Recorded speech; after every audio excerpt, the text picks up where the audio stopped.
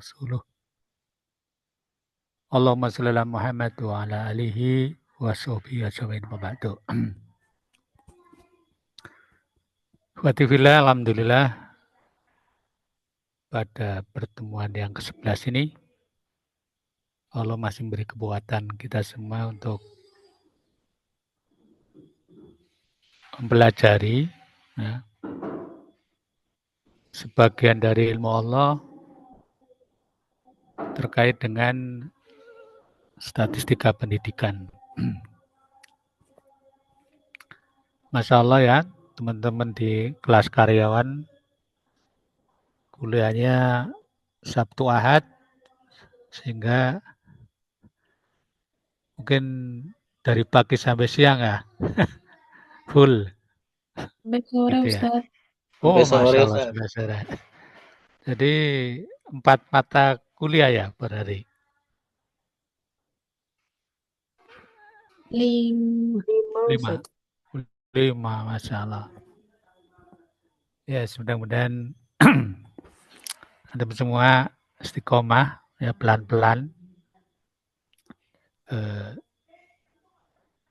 Nanti selesai pada waktunya, insya Allah. Baik, Mas sekalian, di grup sudah kita bagikan.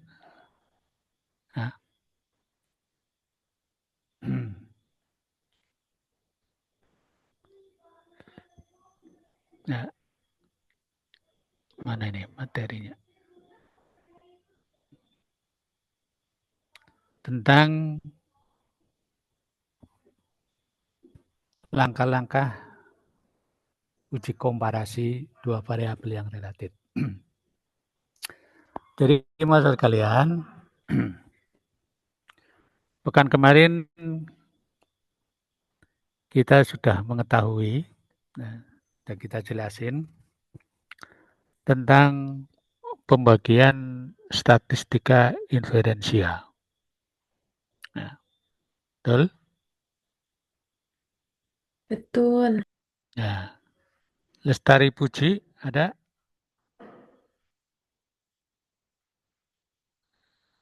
Nggak ada. Okti? Hadir, Ustaz. Ada. Nabila? Hadir. Ada. Abida Roma? Hadirah, Ustaz. Gifar Aska? Hadir, Ustaz. Ada. Brilian?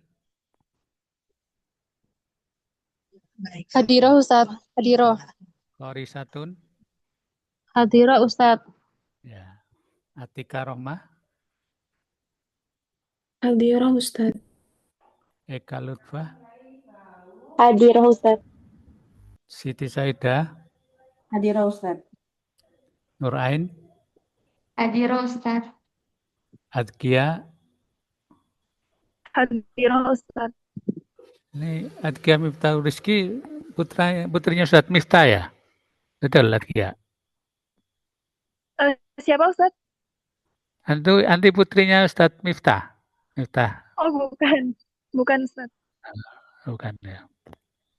Ahya Nur? Ada Ahya Nur? Hadirah. Ada. Muhammad Sapri M. Zeno? Hadir, Ustaz. Fajar Yasin? Tidak ada. Sofi? Hadirah, Ustaz. Anasma? Hadir, Ustaz. Siti Teguh Utami? Hadirah, Ustaz. Najwa Lupita Jabir? Hadirah, Ustaz. Nurul Farah? Hadirah, Ustaz. Didik Supat Madi? Hadir, Ustaz. Hadir. Imran?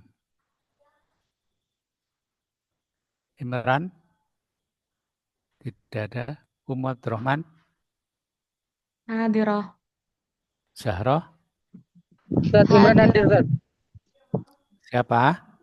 Imran, Ustaz. Tadi Anda lagi di jalan, Ustaz, bawa motor. Nah, Ustaz. Oh, Imran. hati-hati kau. Masya Allah, ini teman-teman semangat-semangat ya. kuliahnya. Ustadz Afan izin konfirmasi. Atas nama Harisatun minggu kemarin masuk Ustadz, tapi masih di Alfa di Siakat Ustadz. Udah tak revisi tadi. Oh, nggih Ustadz, jazakumullah khairan Ustadz. Mungkin besok anunya bisanya prosesnya. Salah ya teman-teman di kelas weekend ini. Semangat hampir 100% ini hadir. Baik.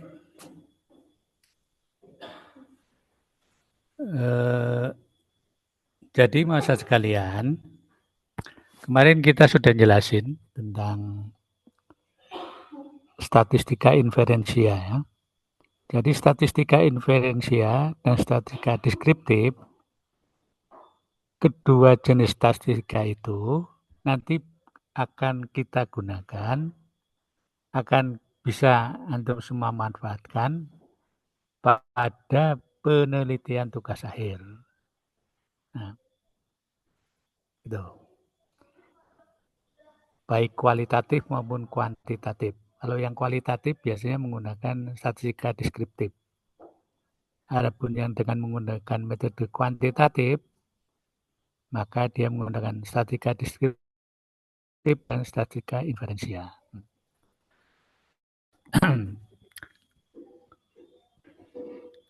Nah, kemudian sekalian statistika inferensia sudah kita jelaskan dibagi atas dua jenis, ya, yaitu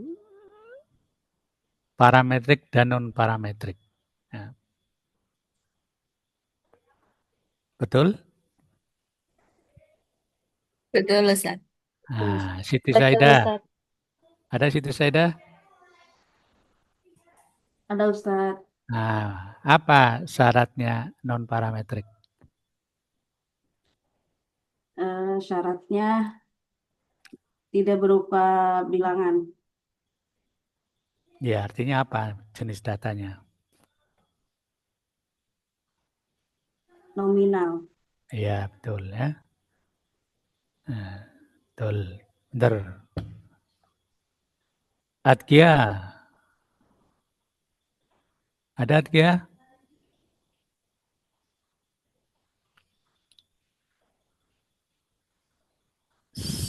Sapri. Muhammad Sapri. Ya, Ustadz. Nah, selain syarat nominal, ada syarat alternatif yang lain sebagai penggunaan statistika non parametrik. Syarat yang lain apa? Alternatifnya selain nominal.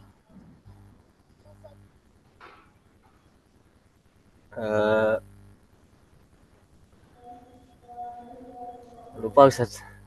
Lupa. Ya. Ada ya?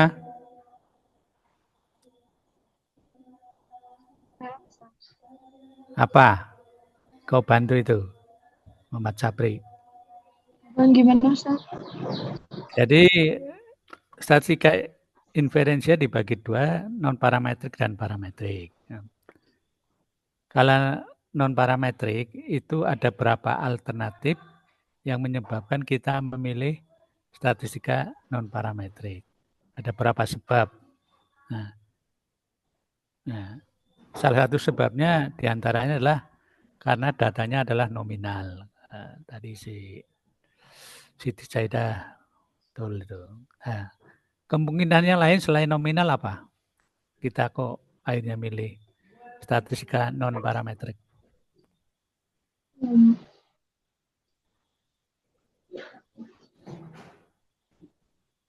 Data berdistribusi normal.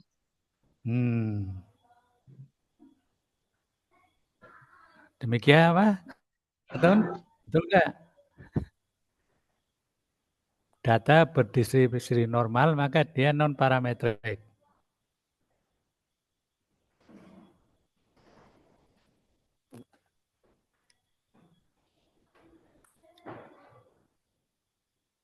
Risatun.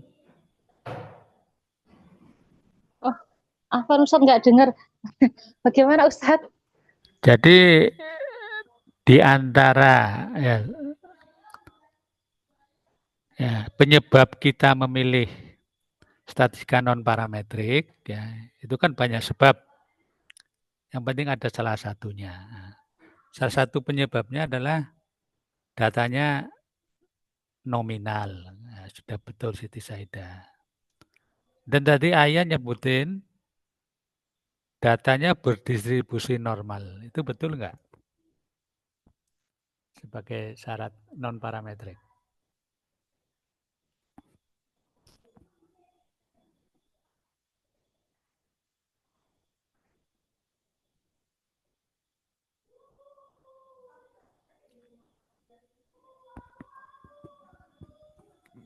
Gimana? Dengeran nggak?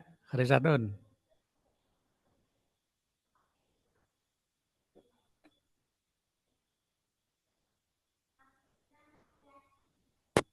Halo?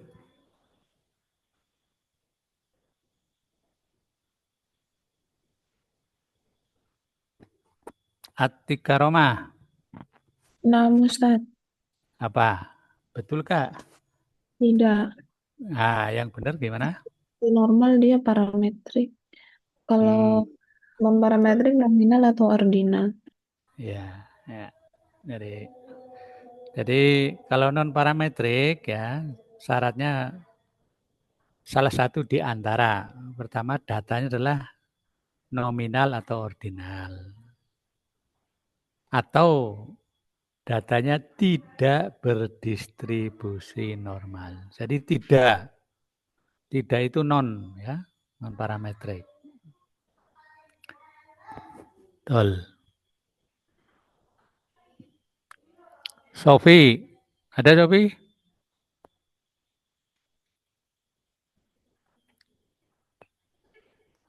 Sofi.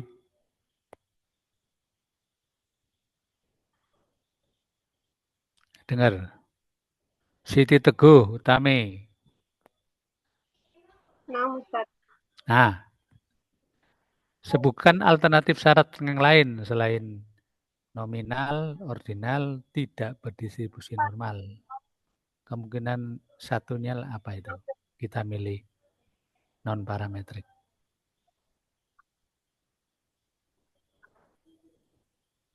Hipotesis.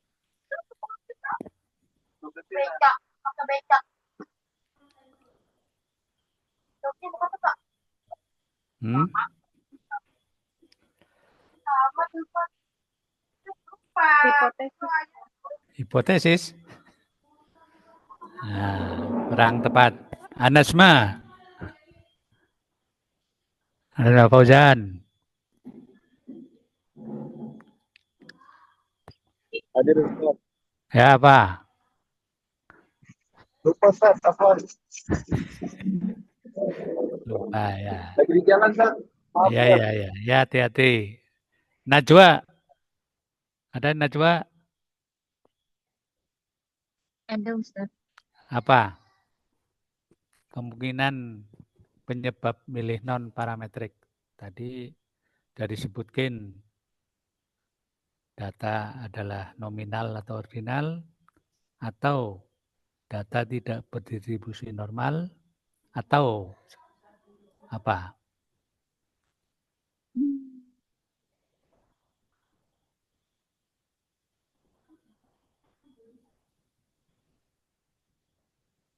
Kurang tahu.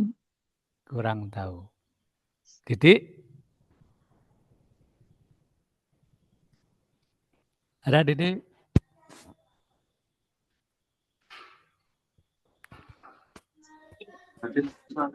Apa?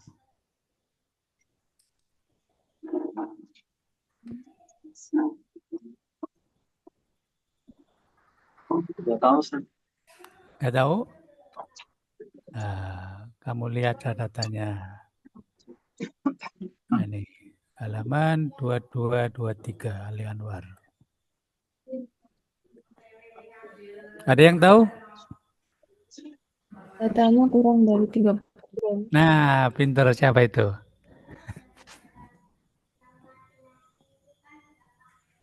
Siapa tadi? Itu jawabannya betul tuh. Hah? Tadi yang si Atika yang jawab. Siapa yang tadi jawab betul itu? Datanya kurang dari 30.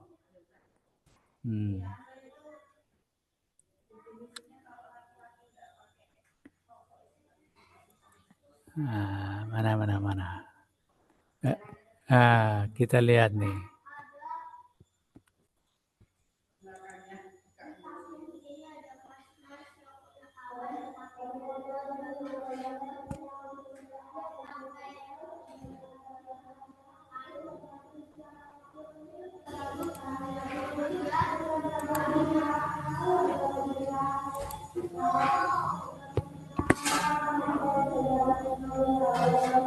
Halaman 2223.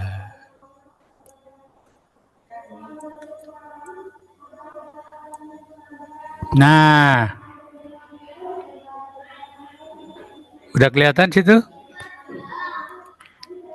Saya screen udah kelihatan? Udah. Sudah, Ustaz. Ustaz. Itu loh. Mana tadi?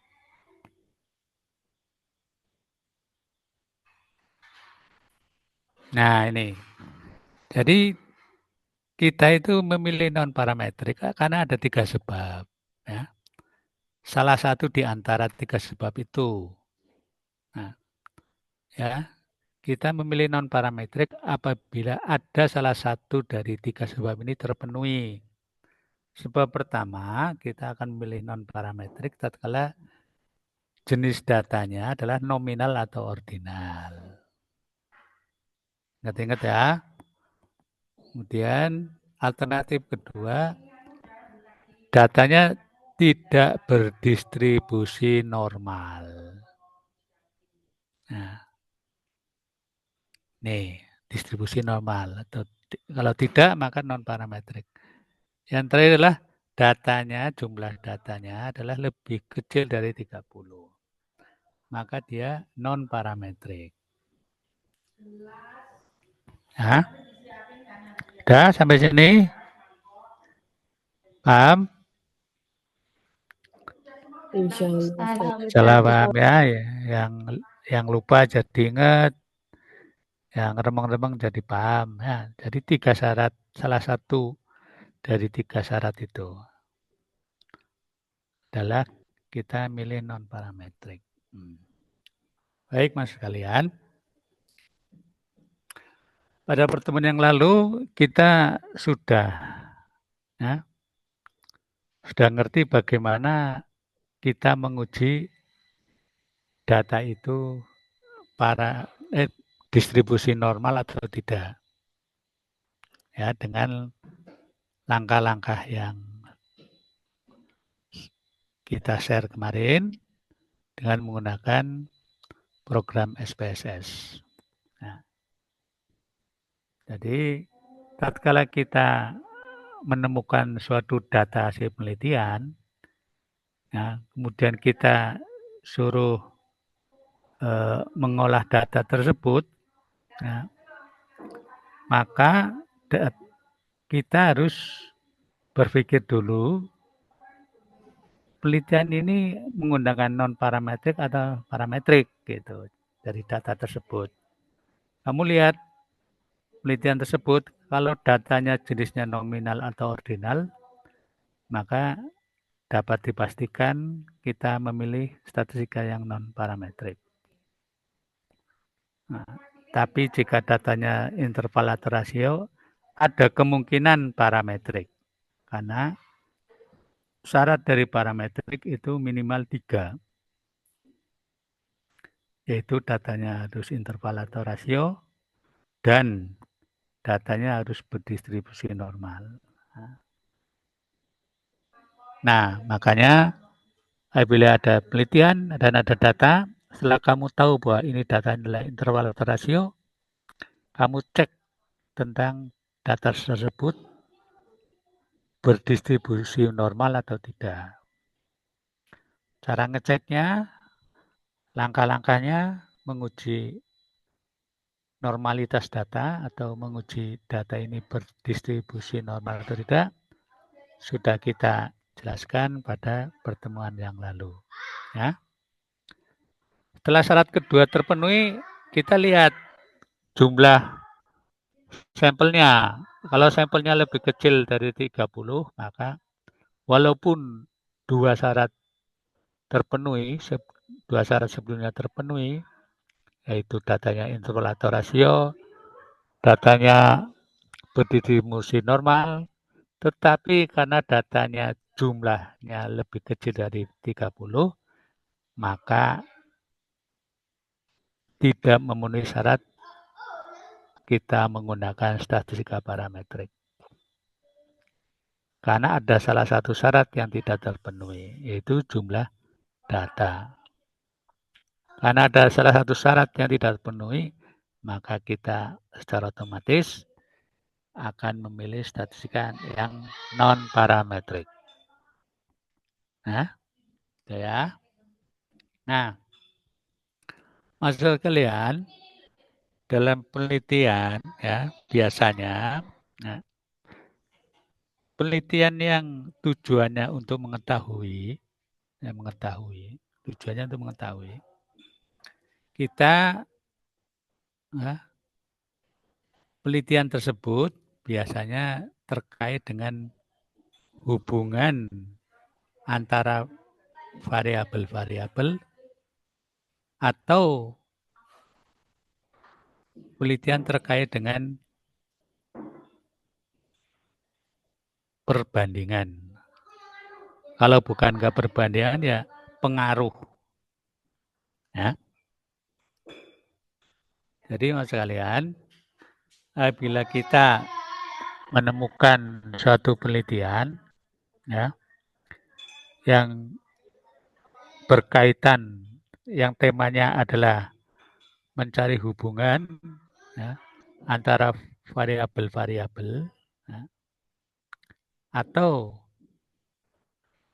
penelitian yang bertemakan untuk mengetahui adanya pengaruh variabel dengan variabel yang lain, atau kita ingin meneliti apakah ya,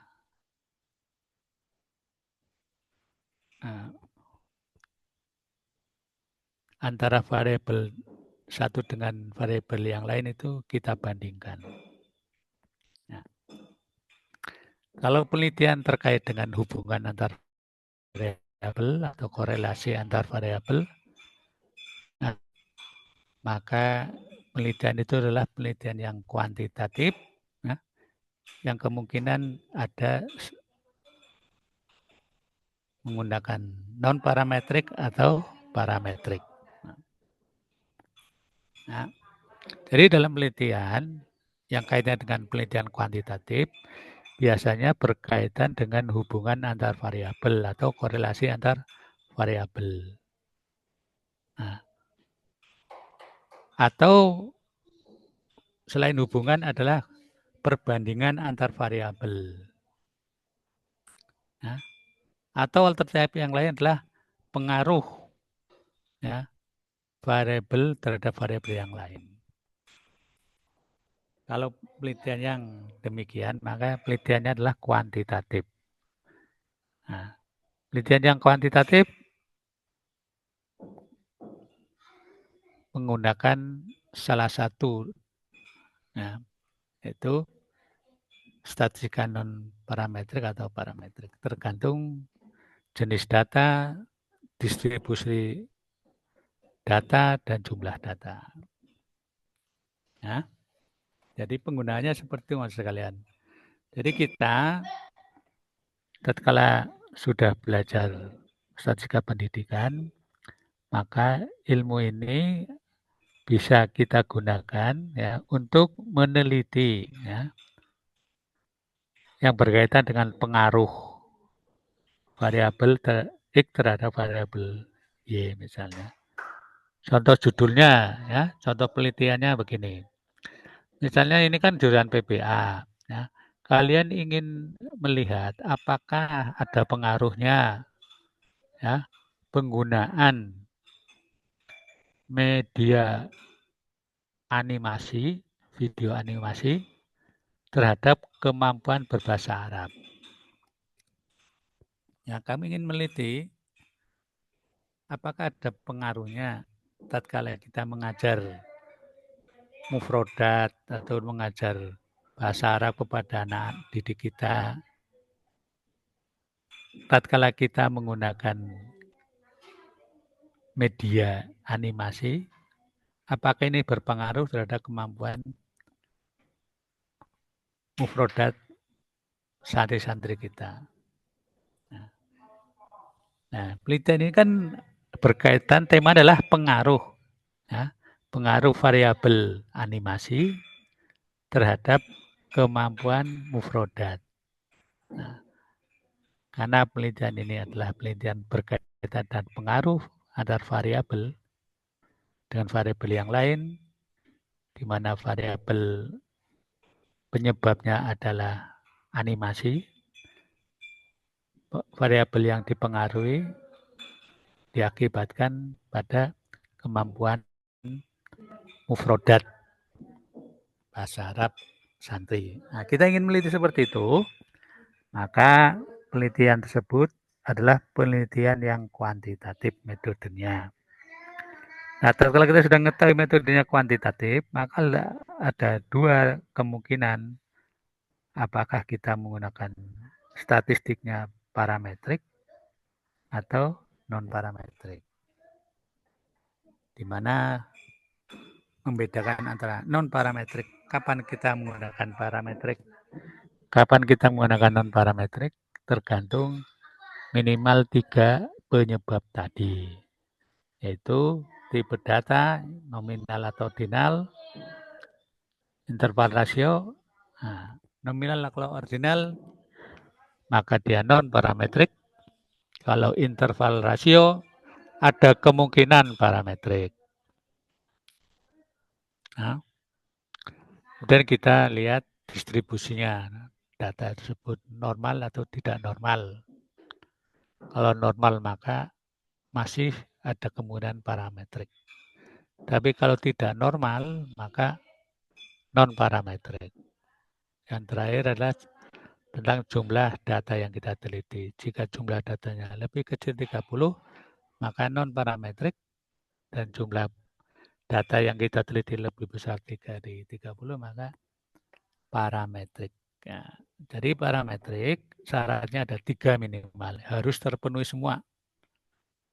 Ya, catatannya kita menggunakan parametrik apabila ketiga syarat ini terpenuhi semua. Nah, terpenuhi semua, harus, tidak boleh tidak. Nah, karena apa? Karena jika ada yang dari 3 syarat tersebut yang tidak terpenuhi, maka kita pasti menggunakan non-parametrik. Ya. Sekira itu, insya Allah paham ya. Nah,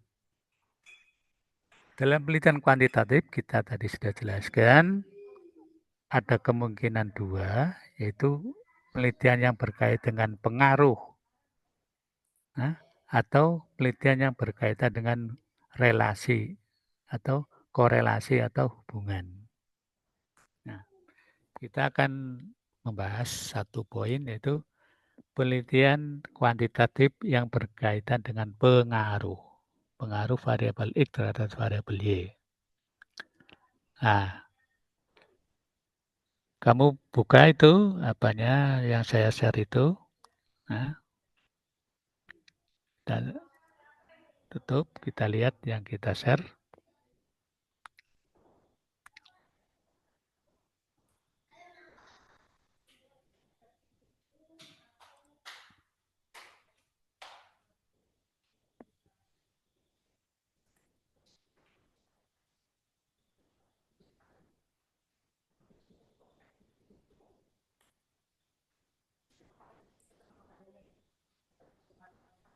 Nah, ini.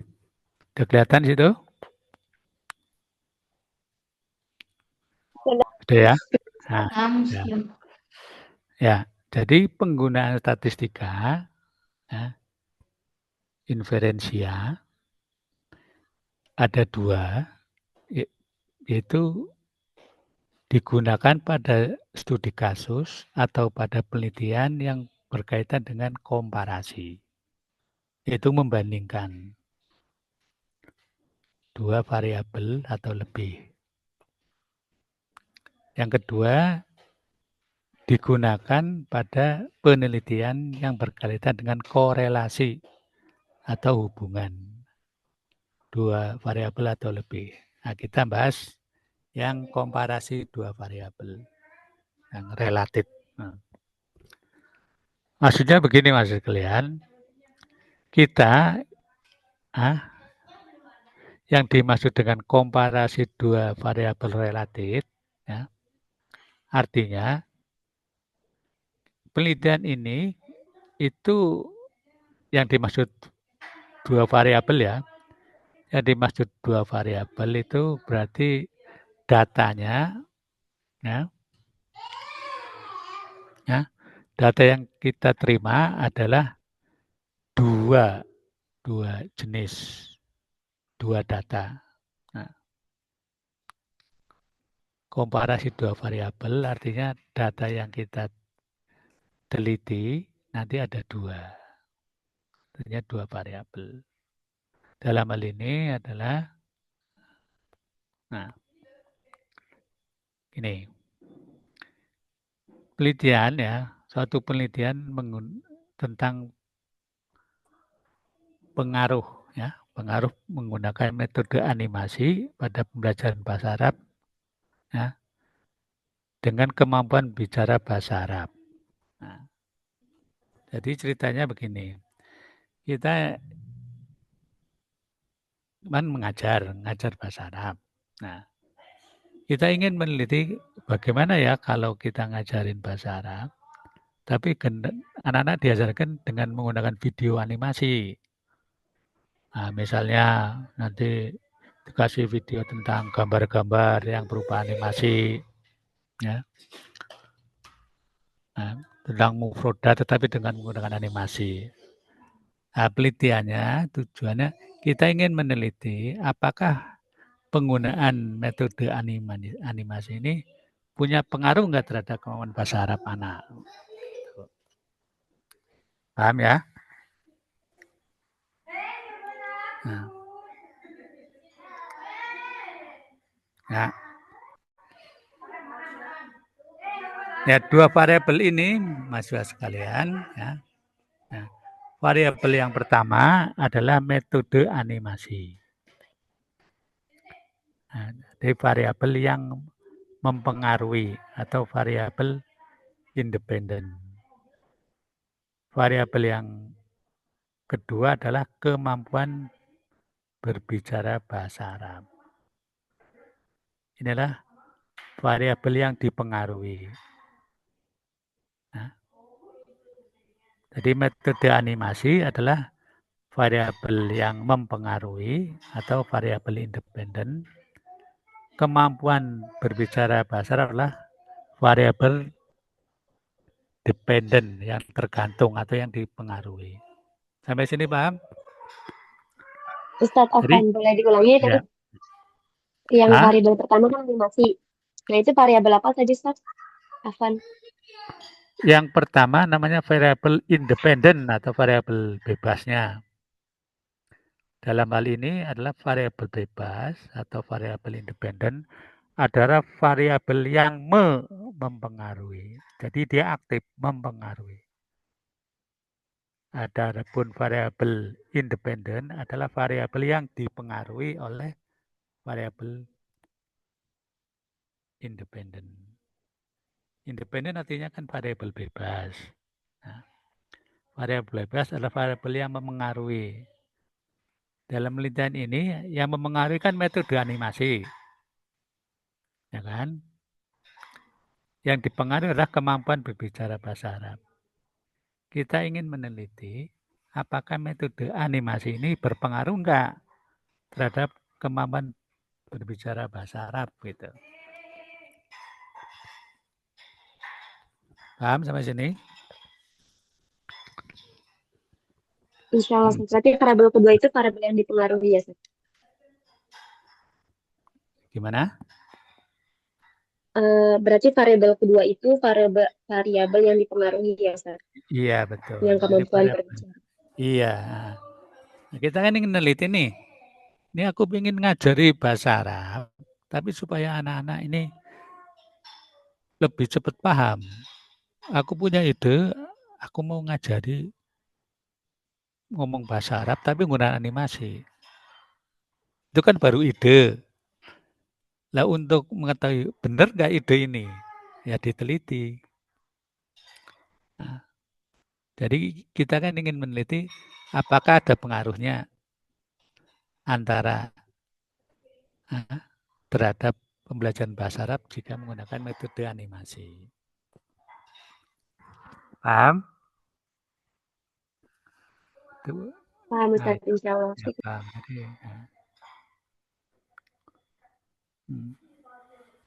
ya. Nah, terus gimana saat kita mendapatkan data? Nah, cara mendapatkan datanya jika penelitian seperti ini, ya, maka pertama-tama anak yang kita teliti kita tentuin, ya, subjeknya mana. Dalam penelitian ini kan subjeknya mana yang akan kita teliti? Nama siswa. Ya, siswa kelas 11 Madrasah Aliyah. Nah, itu ya. Jadi kita meneliti siswa kelas 11 ini. Yang jumlahnya siswa itu ada 31 siswa. Nah, cara mendapatkan datanya, ya, kita kan ingin meneliti nih, apakah metode animasi ini berpengaruh enggak terhadap kemampuan bahasa Arab.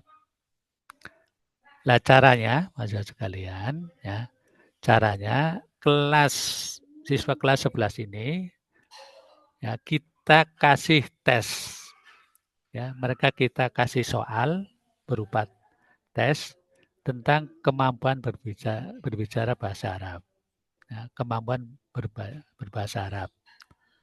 Jadi kita masuk ke kelas 11, setelah masuk kita langsung mengasih tes. Ini coba anak, kamu kerjakan soal bahasa Arab ini. Di mana siswa kelas 11 ini ada 31 anak.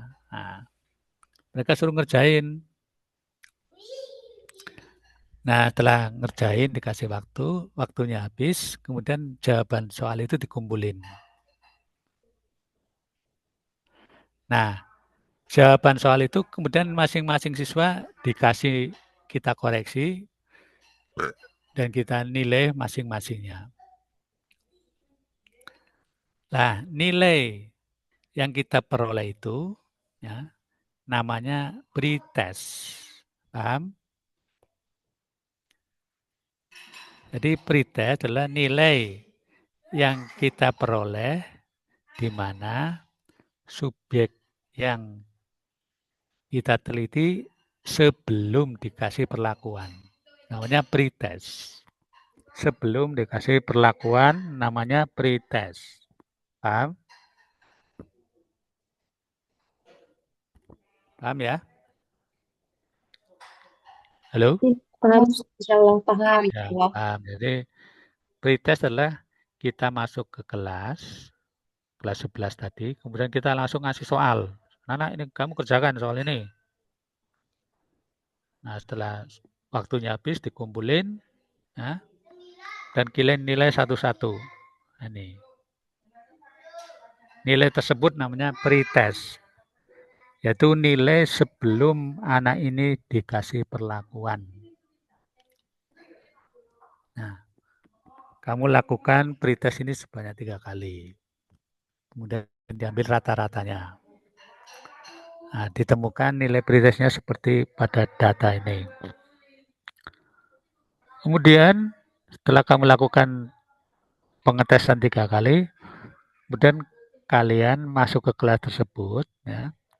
Kemudian kalian ngajari bahasa Arab tetapi menggunakan metode animasi. Jadi anak-anak diajari metode animasi diajari pelajaran bahasa Arab, tetapi kalian menggunakan metode animasi.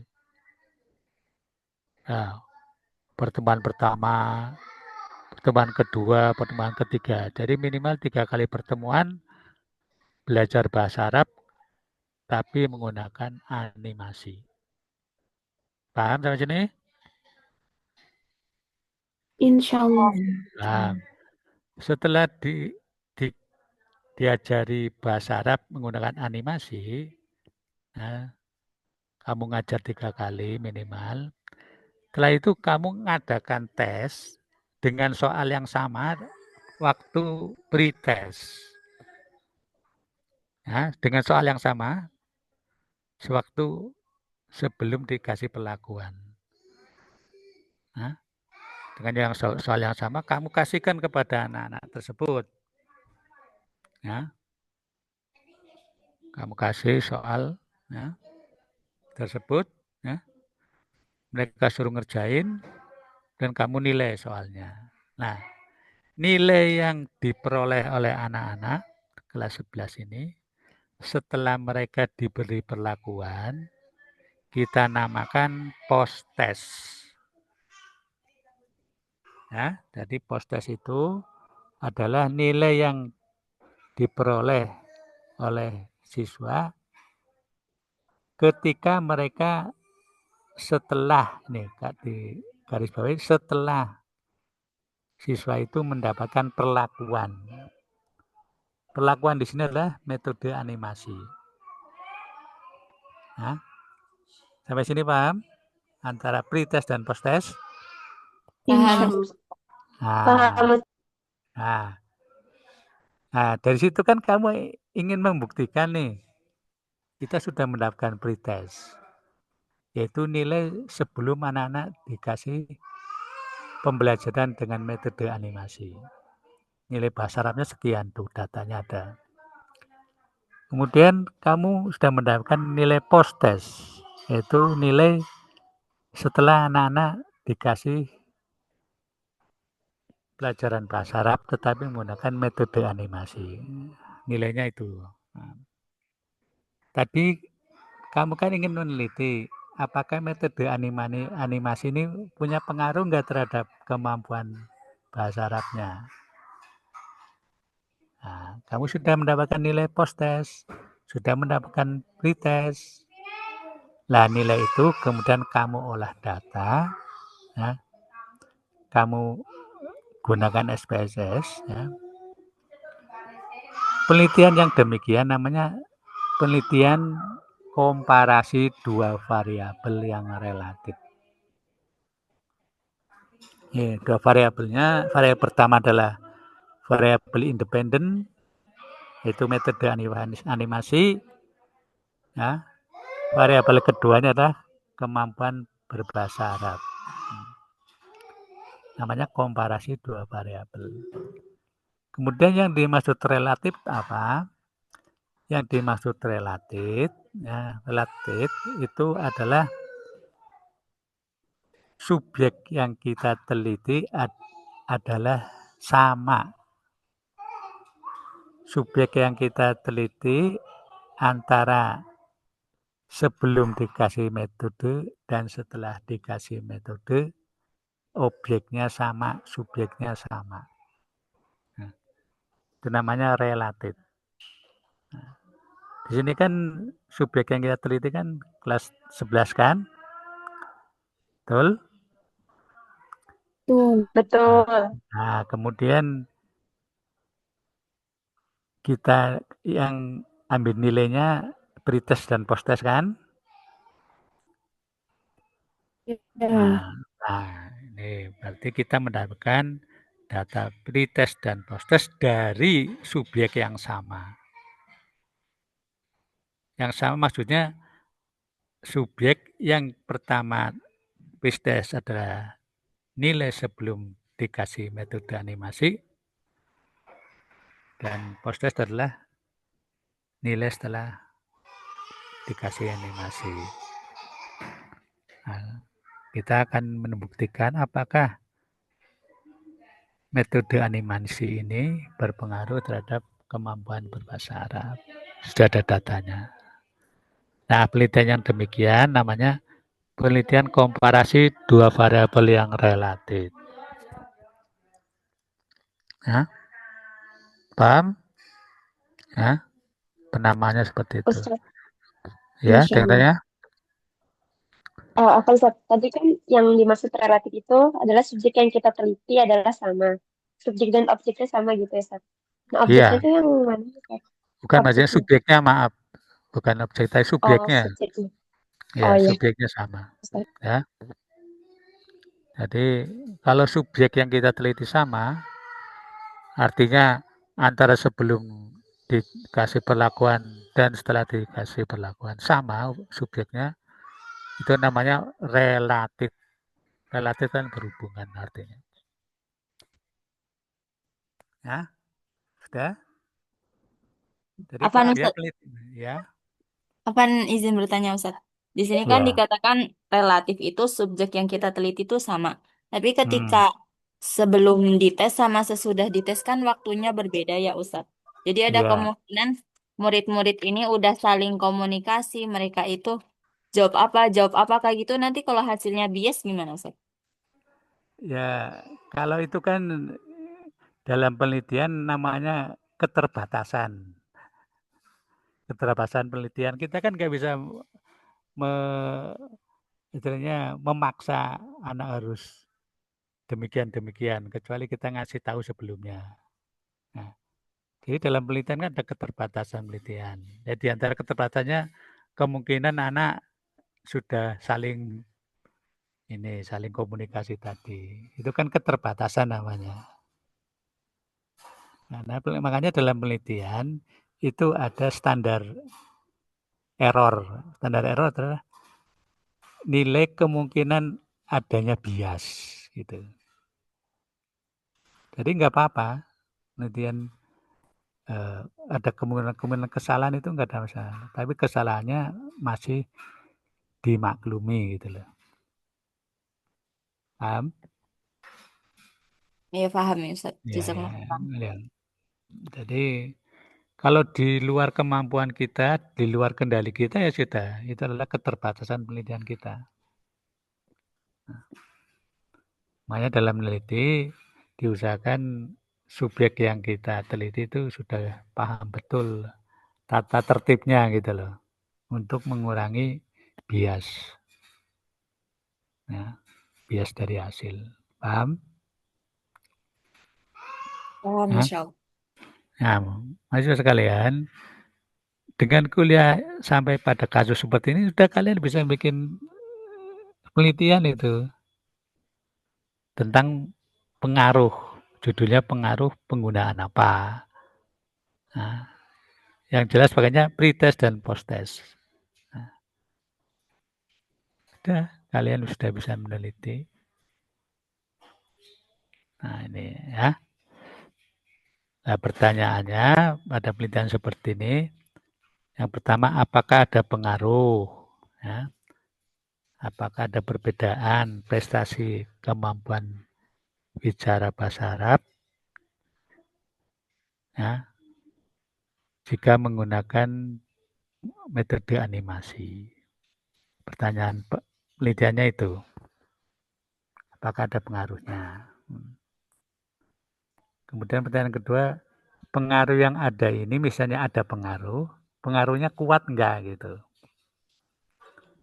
Tadi kan ada kemungkinan bias, jadi kan ada kemungkinan berpengaruh tapi pengaruhnya lemah misalnya seperti itu.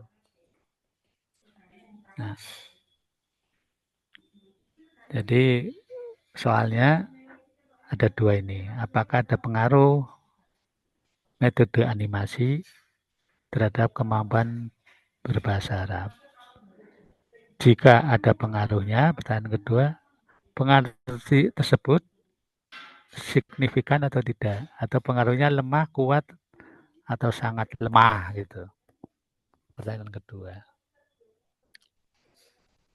Nah, langkah-langkahnya adalah untuk menjawab soal pertama, ya, yaitu ada pengaruh atau tidak, ya, Langkah-langkahnya adalah sebagai berikut. Ya. Pertama, membuat hipotesa dulu.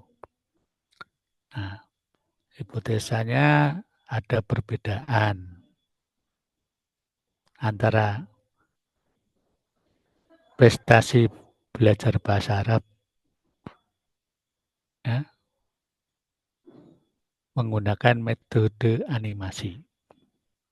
Asumsinya itu, jadi ada perbedaan ya, atau ada pengaruh. Ya. Handolnya adalah ada pengaruh, asumsi ya. Asumsi handolnya ada pengaruh penggunaan metode animasi terhadap kemampuan berbahasa Arab.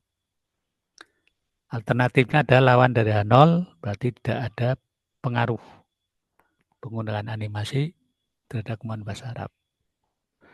Nah, setelah membuat hipotesis, kemudian membuat kriteria pengambilan keputusan. H0 diterima jika nilai signifikasinya lebih kecil daripada 0,05. Atau HA diterima jika nilai signifikasinya lebih besar atau sama dengan 0,05.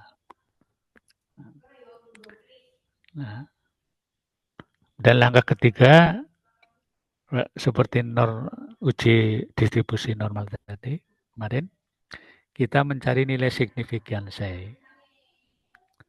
Langkah-langkahnya, kamu masukkan data tersebut dalam sistem SPSS, kamu klik analis, kamu klik compare mean, klik path sample t-test, nah, pindahkan pretest ke kotak variabel 1, nilai post-test ke kotak variabel 2.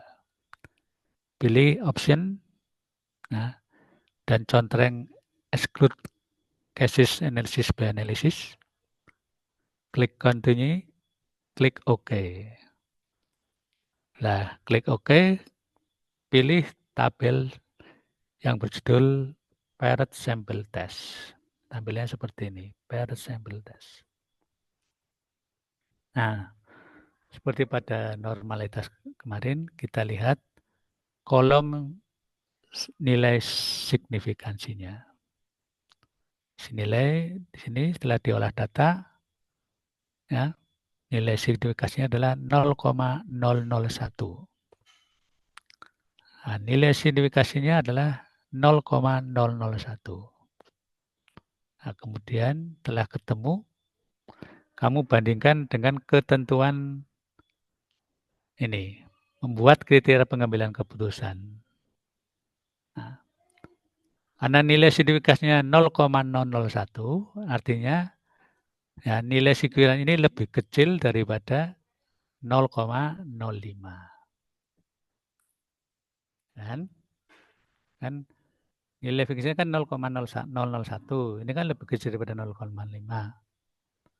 Artinya apa? Di sini jika nilai signifikansinya lebih kecil daripada 0,05, berarti H0 diterima. Ini kan H0 diterima jika nilai signifikansinya lebih kecil daripada 0,05. Ternyata dalam olah data nilai signifikansinya adalah 0,001. Artinya nilai signifikansi ini lebih kecil daripada 0,05. Karena lebih kecil daripada 0,05, maka H0 diterima. H0 itu artinya apa? Kamu lihat di atas. H0 artinya ada perbedaan atau ada pengaruh penggunaan metode animasi terhadap kemampuan bahasa Arab. Jadi kesimpulannya ada perbedaan ya, atau ada pengaruh ya,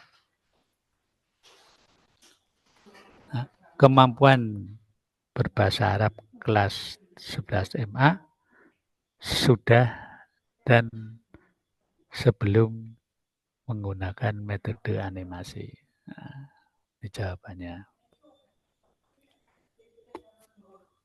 Nah, ini jawaban nomor 1. Jawabannya ada pengaruhnya penggunaan animasi. Sudah terbukti. Nah, penelitianmu, oh ternyata betul. Penelitian ini ada pengaruhnya. Sekarang kita lihat pengaruh ini, pengaruh yang kuat, lemah, atau sedang. Nah, setelah kamu masukkan langkah-langkah tadi, ya, kamu lihat tabel yang paired sample correlation pada kolom correlation. Ini. Nah, sampel correlation. Nah, sampel korelasinya di sini setelah diolah data adalah 0,151. Nah, nilai korelasinya adalah 0,151. Nilai ini kamu crosskan dengan tabel korelasi. Ya. 0,151 ini masuk dalam baris apa ini? Baris yang sangat rendah, sedang, kuat, atau sangat kuat. Sangat rendah jika nilai korelasinya adalah 0,00 hingga 0,199. Itu berarti korelasinya rendah, sangat rendah. Korelasinya rendah jika nilai korelasinya 0,20 sampai 0,399. Nah, korelasinya sedang jika nilai korelasinya 0,04 sampai 0,599 dan seterusnya. Ini tabel untuk kita memberi kesimpulan korelasinya rendah, sangat rendah, kuat, atau sangat kuat. Kita lihat nilai korelasi adalah 0,151. Maka masuk dalam baris apa? 0,151. Garis sangat rendah. sangat rendah ini. Kamu lihat ini 0,151 ini dalam baris sangat rendah. Nah, maka korelasi 0,151 masuk baris sangat rendah. Sehingga kesimpulannya bahwa metode animasi itu mempunyai pengaruh. Ya. Penggunaan metode animasi mempunyai pengaruh dalam pembelajaran. Penggunaan metode animasi pada pembelajaran bahasa Arab ini punya pengaruh. Nah, tadi kan kesimpulan pertama kan tadi pengaruh, ada pengaruh. Jadi dibunyikan metode animasi ada pengaruh terhadap kemampuan bahasa Arab, tetapi pengaruh tersebut adalah sangat rendah. Itu simpulannya seperti itu. Nah,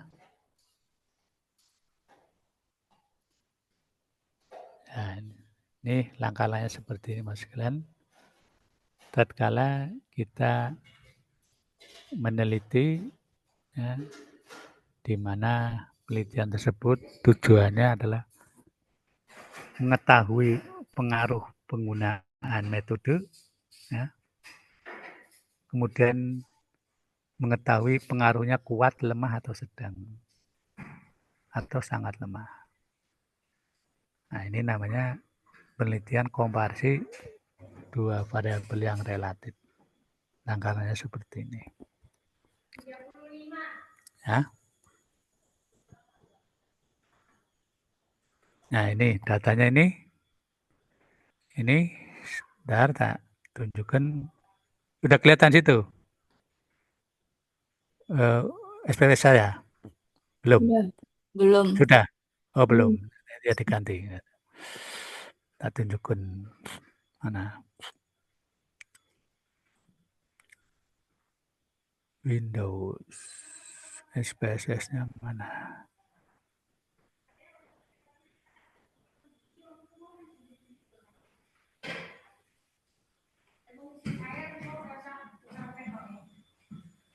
Nah, ini.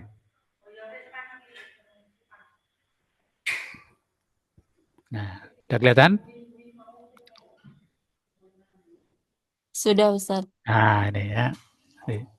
Jadi tadi data yang tadi itu, nah kita sebelum masukkan data, kita atur dulu pada variable view. Nah, variable view-nya kita atur. Di situ datanya ada 2 kolom kan.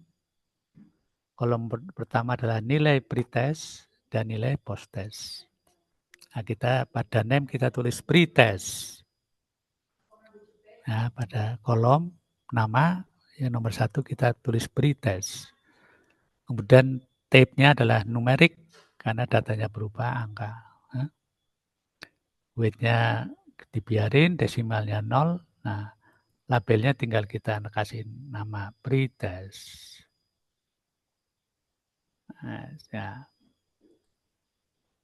Nah, kemudian lainnya kita sentral, nyusunnya scale karena numerik, karena angka.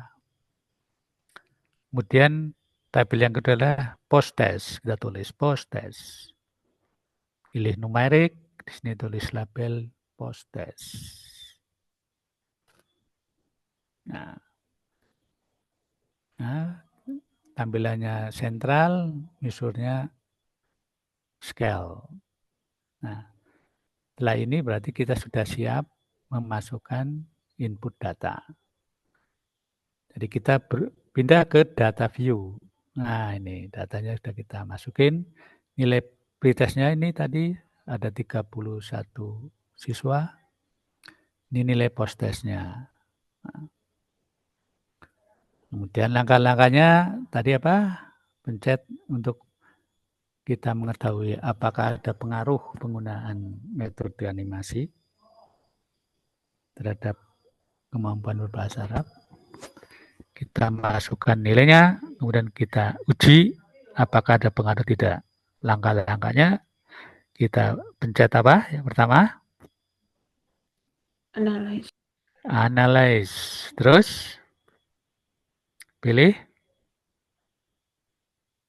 Langkah kedua, Compartments. compartment. Terus pilih.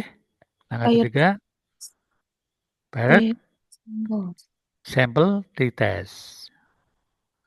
Ya, betul ini? Sudah betul? Betul. Klik. Nah, itu. Tampilan seperti ini.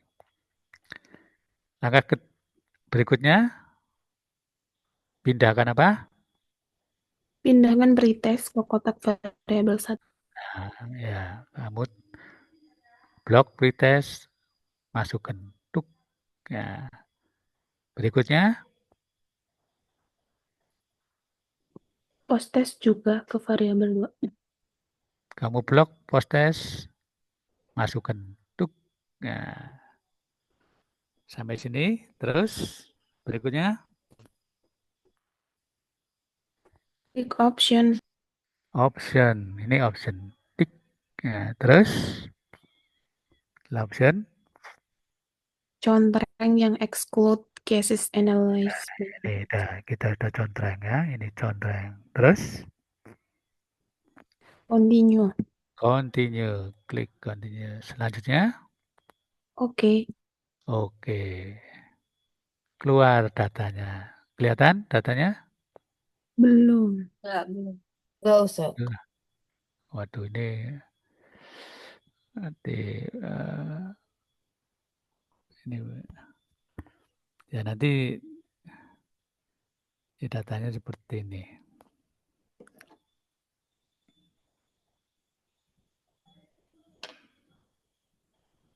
Datanya mana tuh?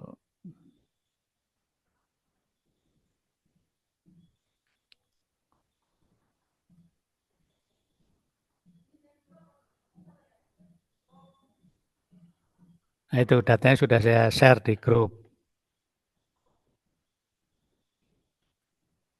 Sudah kelihatan? Jadi lihat.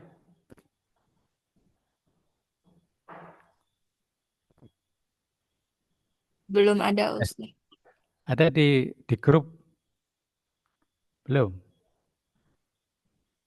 Bentar. Belum Ustaz, sepertinya sinyal. Mungkin Ya, masih ya. lama.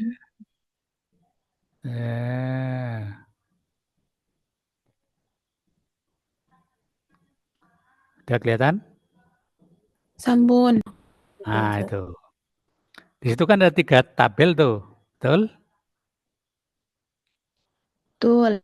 Nah, untuk menjawab soal pertama, kita pilih tabel yang mana?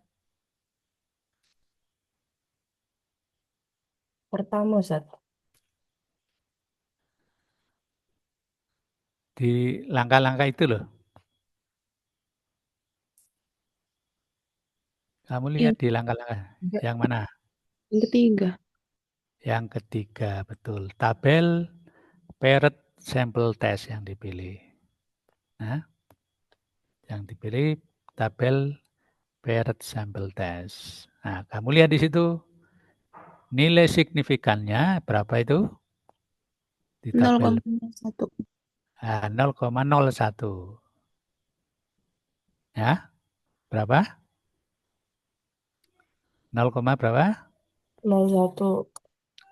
Ya, 0,0. Nolnya kedua itu. Nolnya kan 2 itu. 0,001. Itu bacanya seperti itu. Ini ada titiknya di depan 002 itu.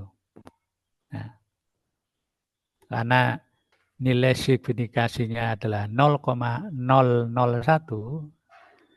nah, padahal 0,001 lebih kecil dari 0,05. 5. Nah, kalau lebih kecil 0,05, maka H0-nya diterima. Kamu lihat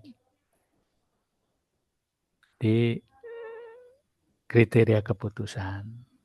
Nah, karena nilai signifikannya lebih kecil daripada 0,05, berarti H0 diterima.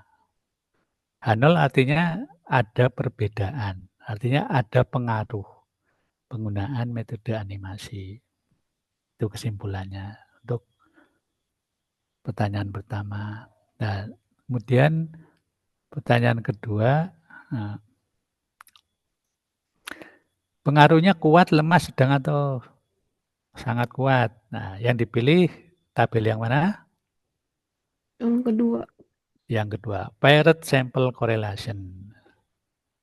Nah, kemudian kamu lihat adalah kolom correlation-nya itu. Di situ korelasinya berapa? 0,151. 0,151. Nah, setelah kamu tahu nilai korelasinya 0,151, kamu bandingkan di tabel. Nah, tabel tadi. Nah, tabel tadi masuk dalam baris yang mana?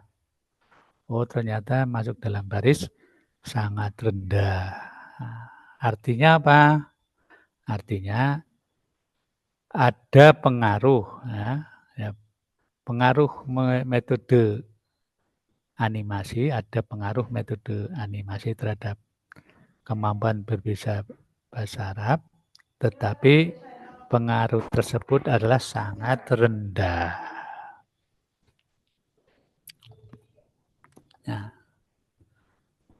Ya, terus kalian demikian